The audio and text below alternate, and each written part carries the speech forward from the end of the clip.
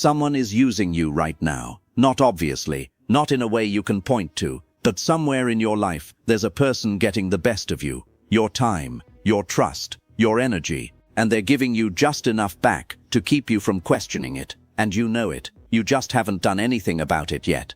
Machiavelli did. And that's exactly why he survived when everyone around him didn't. Most people think loyalty is something you feel, something warm, something you can see in someone's eyes when they say, "I've got you."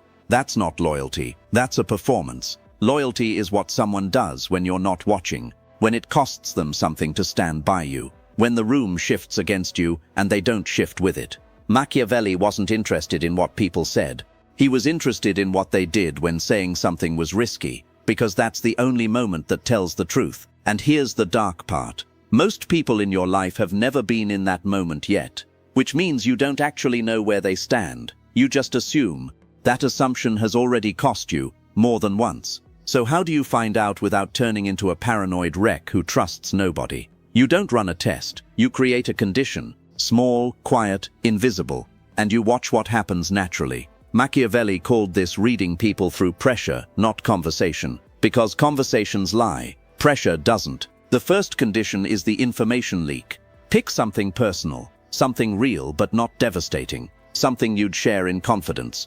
And share a slightly different version of it with 2 or 3 different people. Not a lie, just a different detail, a different number, a different name. Then you wait. If the story comes back to you distorted, if the version you gave person A shows up in person B's mouth, you didn't just find a gossip. You found someone who sees your private life as social currency, and now you know exactly what your trust is worth to them.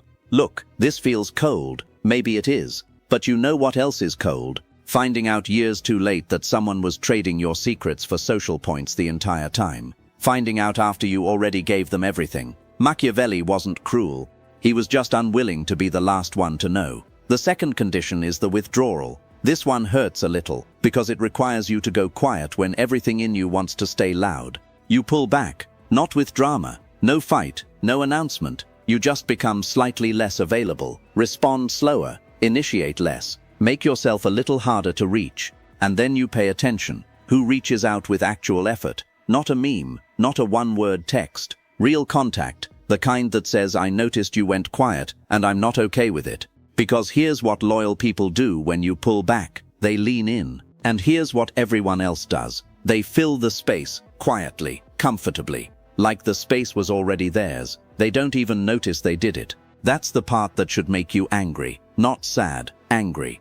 Because it means the closeness you thought was mutual was mostly you. You were the one showing up. You were the one reaching out. You were the one keeping the whole thing alive. And the moment you stopped, they adjusted. Easily. Use that anger, not to burn things down, to wake up, to stop over-investing in people who are barely invested in you. That clarity is worth more than 100 comfortable lies. The third condition is the ask. Simple. You ask for something that requires real effort. Not money, effort, time, inconvenience. Something that pulls them slightly out of their comfort zone. And you don't watch whether they say yes. You watch how they say yes. Loyal people say yes and mean it. No receipts, no subtle weight attached to the favor. No reminder 6 months later disguised as a joke. Well, remember when disloyal people say yes with terms. With an invisible price tag you didn't agree to.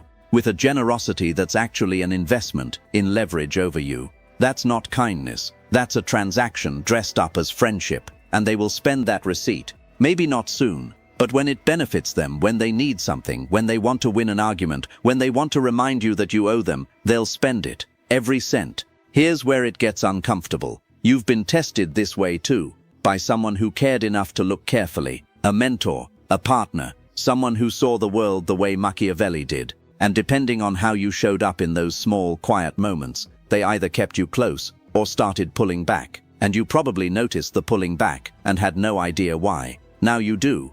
Machiavelli's real warning wasn't about enemies. Enemies are easy. You know where they stand. You can prepare for them. His warning was about the people in the middle. The ones who are loyal to the version of you that's winning. Who show up fully when you're on top and get selective when you're not. Who celebrate you publicly and undercut you privately. Not out of hatred, but out of calculation. Conditional loyalty. The most common kind. and the most dangerous because it feels identical to the real thing until the moment it doesn't. He watched princes fall to it, not betrayed by their enemies, betrayed by men who clapped loudest in the throne room and whispered first in the corridors. Sound familiar? Now the dark part. The part most people skip because it's easier to stay comfortable. When you start seeing people clearly, and these conditions will make you see clearly, you're going to find things you didn't want to find in people you've known for years, people you love, people you built your life around. Not betrayal, not something you can confront, just a pattern, a quiet, consistent pattern of someone who shows up when it benefits them and softens when it doesn't. And you're going to have a choice. You can ignore it, keep running the same dynamic, keep giving full trust to people who've already shown you what they do with it.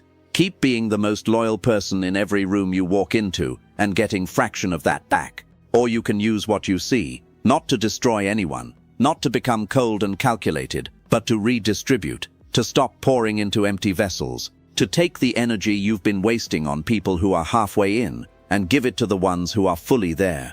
That's not bitterness, that's power. That's what Machiavelli actually meant. Stop losing resources to people who've already told you through their behavior that they don't deserve them. Your loyalty is worth something. Start spending it like it is. Real loyalty, when you find it, doesn't announce itself. It's quiet, consistent. It shows up in small moments that the other person doesn't even realize you noticed. A check-in that's genuine, not obligatory. A defense of you when you weren't in the room. A choice they made when it would have been easier not to, that pointed in your direction. No performance, no receipt, no expectation. That's what you're looking for. And you'll find it, but only after you stop accepting the imitation.